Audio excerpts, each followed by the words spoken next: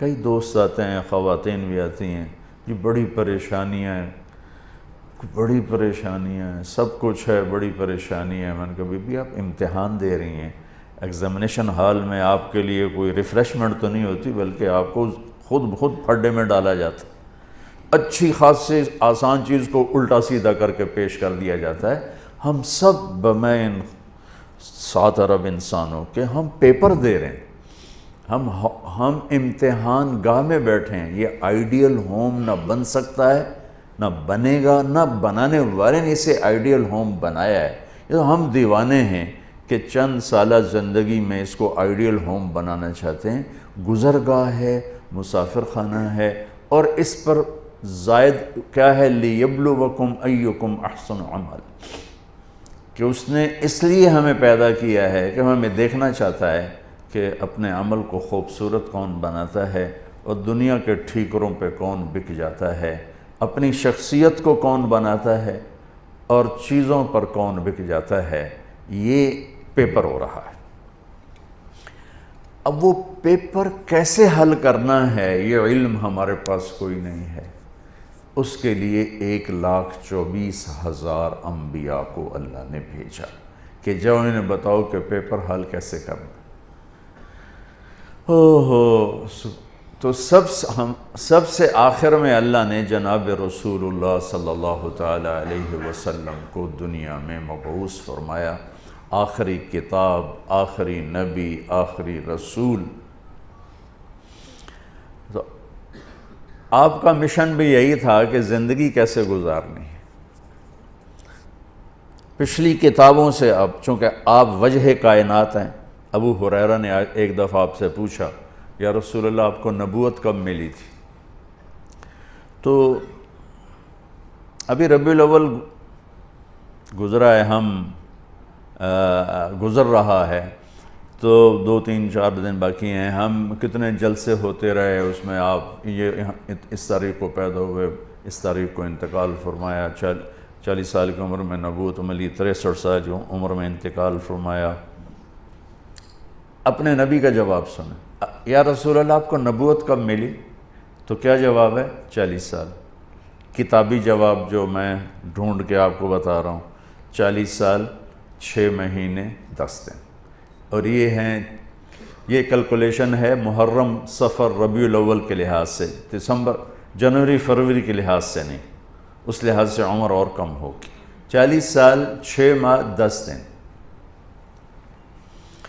تو یہ تو کیلکولیٹڈ جواب تھا، تو آپ یہ جواب آپ نہ دیتے، آپ فرماتے ابو ہریرہ 40 سال کی عمر میں نبی بنا، لیکن میرے نبی نے جواب کیا دیا؟ کنت نبیا وان آدم بین الروح والجسد۔ ابو ہریرہ ابھی آدم کی مٹی اکٹھی نہیں ہوئی تھی اور میں نبی بن چکا تھا۔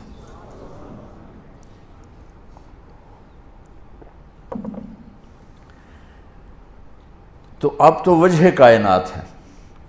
آدم علیہ السلام اور اماں حوا کا اللہ نے نکاح فرمایا، تو کہا آدم مہر ادا کرو اپنی بیگم کا۔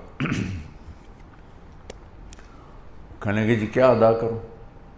تو نکاح تو جنت میں ہو رہا ہے، جنت سونے چاندی سے بھری پڑی ہے، تو اللہ کہہ دیتا اتنا زیور ڈال دو، اتنا سونا دے دو۔ میرے اللہ نے کہا آدم آپ کی نسل میں میرے آخری نبی آئیں گے، ان پہ ایک درود پڑھ دے، بس یہی مہر ہے، یہی مہر ہے۔ تو اس سے اور تھوڑا پیچھے چلے جائیں، میرے نبی نے فرمایا کہ اللہ تعالیٰ نے پیدائش کائنات، پیدائش آدم نہیں، پیدائش آدم تو بہت تھوڑی عمر ہے، پیدائش کائنات کو 25-30 ارب سال ہو چکے ہیں۔ پیدائش کائنات سے 1000 سال پہلے اللہ تعالیٰ نے سورہ یاسین کی تلاوت فرمائی۔ ایک حدیث اور جوڑ دوں ساتھ، میرے نبی نے فرمایا ان لی عند اللہ 10 اسماء، میرے اللہ نے 10 نام رکھے ہیں، میں محمد، احمد، ماحی، حاشر، عاقب، فاتح، خاتم، ابو القاسم، طٰہٰ، یاسین۔ یہ آپ نے ایک ہی روایت میں، ایک حدیث میں آپ نے اپنے 10 نام بتائے۔ ویسے تو آپ کے صفات کے ساتھ آپ کے صفاتی نام بھی بے شمار ہیں۔ جب قرآن میں چلے جائیں تو شاہد، مبشر، نذیر، داعی اللہ، سراجا منیرا، مدثر، مزمل، عزیز، رحیم، رؤوف، رحیم، حریص، عزیز، یہ سارے میرے نبی کے خوبصورت نام ہیں جو اللہ نے قرآن میں بھی پیش کیے، حدیث میں بھی ہمیں نظر آتے۔ اس میں ایک نام ہے آخری، یاسین۔ کیا ہے؟ بولیں۔ اب سنیں، میرے نبی نے فرمایا اللہ نے کائنات کو پیدا کرنے سے 1000 سال پہلے سورہ یاسین کی تلاوت فرمائی۔ سورہ یاسین، سورہ یاسین کو قرآن کا دل کہا جاتا ہے، صرف پہلی 3 آیات کی وجہ سے قرآن کا دل ہے، باقی مضامین تو وہی ہیں جو پورے قرآن میں ہیں، لیکن پہلے 2-3 جملے وہ ہیں جو پورے قرآن میں دہرائے نہیں گئے۔ یاسین، اب آپ اپنے نبی کا نام ذہن میں رکھیں، میرا اللہ کہہ رہا ہے یاسین، اور یہ تلاوت ہو رہی ہے پیدائش کائنات سے 1000 سال پہلے۔ ہمارے بھاگ جاگے کہ ہمیں اللہ نے جناب رسول اللہ صلی اللہ علیہ وسلم کی امت میں پیدا فرما دیا، تو اس نے اپنے علم کامل کے ساتھ انبیاء کا سلسلہ جاری فرمایا، صرف اس ایک لِيَبْلُوَكُمْ أَيُّكُمْ أَحْسَنُ عَمَلًا، کہ تم میں اپنے عمل کو خوبصورت کون بناتا ہے اور تم میں کون اپنے عمل کو بدصورت بناتا ہے۔